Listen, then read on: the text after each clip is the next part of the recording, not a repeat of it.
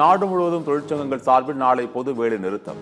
அரசு பேருந்துகள், ஆட்டோக்கள் குறைந்த அளவில் இயக்கப்படும் அபாயம்.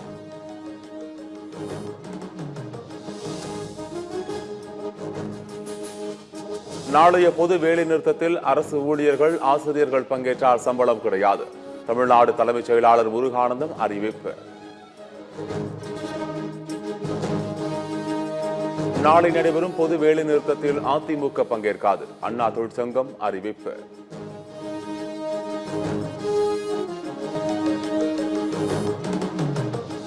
கடலூர் செம்மங்குப்பத்தில் பள்ளி வேன் மீது ரயில் மோதி ஒரு மாணவி, 2 மாணவர்கள் உயிரிழந்த சம்பவம். உதவியாளர் இல்லாமல் பள்ளி வாகனம் இயக்கப்பட்டது எப்படி என்பது குறித்து விளக்கம் கேட்டு தனியார் பள்ளிக்கு பள்ளி கல்வித்துறை நோட்டீஸ். செம்மங்குப்பம் ரயில் விபத்தில் உயிரிழந்த அக்கா, தம்பி உட்பட 3 பேரின் உடல்கள் கண்டு கதறி அழுத உறவினர்கள், சக மாணவ மாணவிகள். ரயில் விபத்தில் உயிரிழந்தவர்களின் உடல்களுக்கு அமைச்சர் சேவை கணேசன் நேரில் அஞ்சலி. குழந்தைகளை இழந்த பெற்றோர்களுக்கு ஆறுதல்.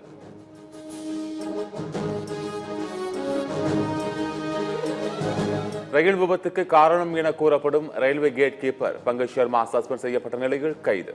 விபத்து குறித்து விசாரணை தொடங்கிய நிலையில் ரயில்வே நிர்வாகம் நடவடிக்கை.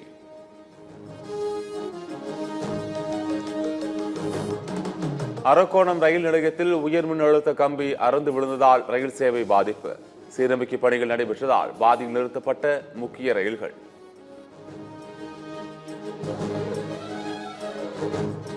செம்மங்குப்பத்தில் சுரங்கப்பாதை அமைக்க 1 வருடமாக ஆட்சியர் அனுமதி கொடுக்கவில்லை. சுரங்கப்பாதை அமைக்க ரயில்வே தரப்பில் நிதி ஒதுக்கீடு செய்தும் அனுமதி தரவில்லை என தெற்கு ரயில்வே குற்றச்சாட்டு.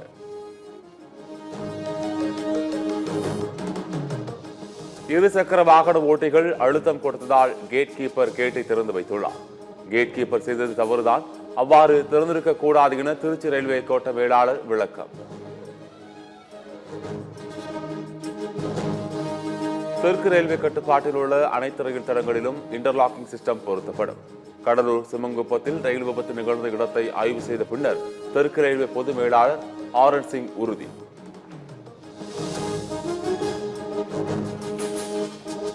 கடலூர் செம்மங்குப்பம் பகுதியில் பள்ளி வேன் மீது ரயில் மோதி விபத்தால் நிறுத்தப்பட்டிருந்த ரயில் சேவை மீண்டும் துவங்கியது.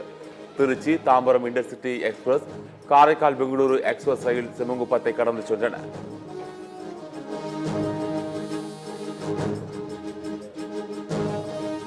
திமுக நாடாளுமன்ற உறுப்பினர்கள் கூட்டம் வரும் 18ஆம் தேதி நடைபெறும் என்று அறிவிப்பு.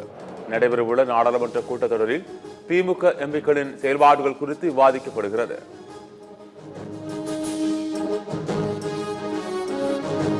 பணி நிரந்தரம் கோரி போராட புறப்பட்ட பகுதி நேர ஆசிரியர்கள் கைது செய்யப்பட்டதற்கு எதிர்க்கட்சித் தலைவர் எடப்பாடி பழனிசாமி கடும் கண்டனம்.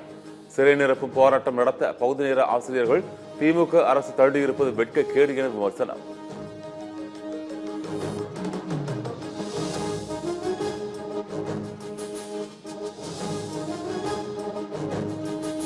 போதைப் பொருள் பயன்படுத்திய வழக்கில் நடிகர்கள் ஸ்ரீகாந்த், கிருஷ்ணாவுக்கு நிபந்தனை ஜாமீன். 10,000 ரூபாய்க்கான சொந்த ஜாமீனிலும் அதே தொகைக்கான 2 நபர் ஜாமீனிலும் விடுவிக்க சென்னை உயர்நீதிமன்றம் உத்தரவு.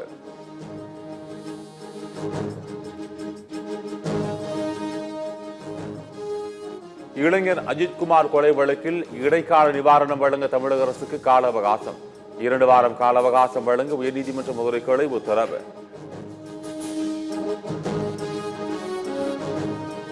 ராமதாஸ் தலைமையில் நடந்த பாமக செயற்குழு கூட்டத்தில் அன்புமணியை கண்டித்து தீர்மானம் நிறைவேற்றம்.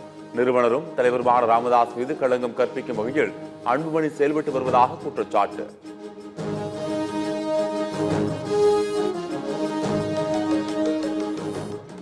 விழுப்புரம் மாவட்டம் தைலாபுரத்தில் அன்புமணி ராமதாஸ் ஆதரவாளர்கள் தீக்குளிக்க முயன்றதால் பரபரப்பு. ராமதாஸ் மற்றும் அன்புமணி இணைந்து செயல்பட வலியுறுத்தி தீக்குளிக்க முயன்ற 5 பேரிடம் போலீஸ் விசாரணை.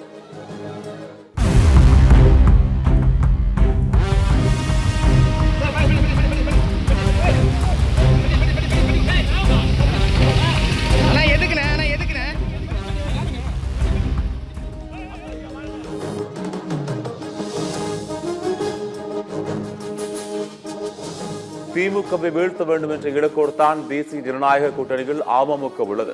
திருச்சியில் அமமுக பொதுச் செயலாளர் டிடிவி தினகரன் பேட்டி.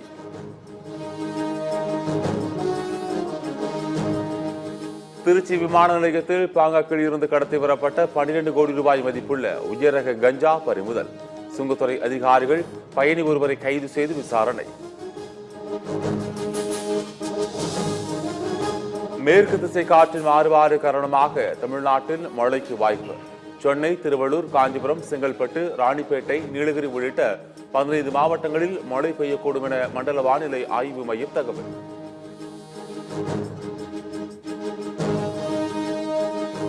சென்னையில் பல்வேறு இடங்களில் பரவலாக மழை. வெப்பம் தணிந்து குளிர்ச்சியான சூழல்.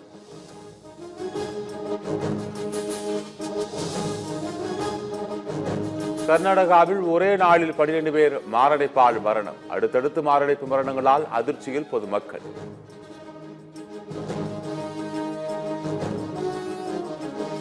பீகார் மாநிலத்தில் அரசு வேலை வாய்ப்புகளில் பெண்களுக்கு 35 விழுக்காடு இடஒதுக்கீடு. முதலமைச்சர் நிதிஷ்குமார் அறிவிப்பு.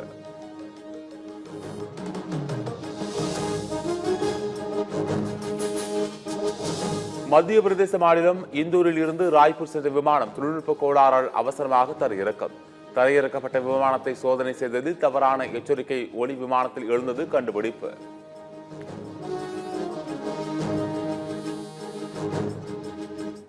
பீகாரில் துப்பாக்கி முனையில் வங்கி ஊழியர்களை மிரட்டி 10 லட்சம் ரூபாயை கொள்ளையடித்து சென்ற மர்ம கும்பல். சிசிடிவி காட்சிகளின் அடிப்படையில் காவல்துறையினர் விசாரணை.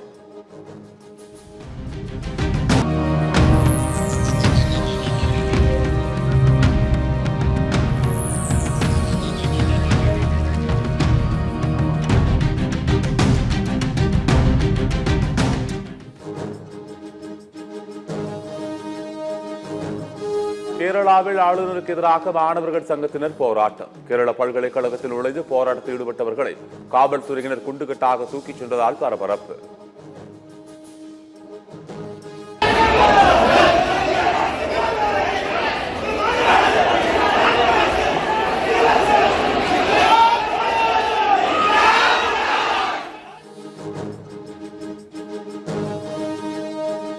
அமெரிக்காவின் டெக்சாஸ் மாகாணத்தில் ஏற்பட்ட திடீர் வெள்ளத்தில் சிக்கி பலியானோரின் எண்ணிக்கை 104ஆக அதிகரிப்பு. மாயமான பலரை தேடும் பணி தொடர்கிறது.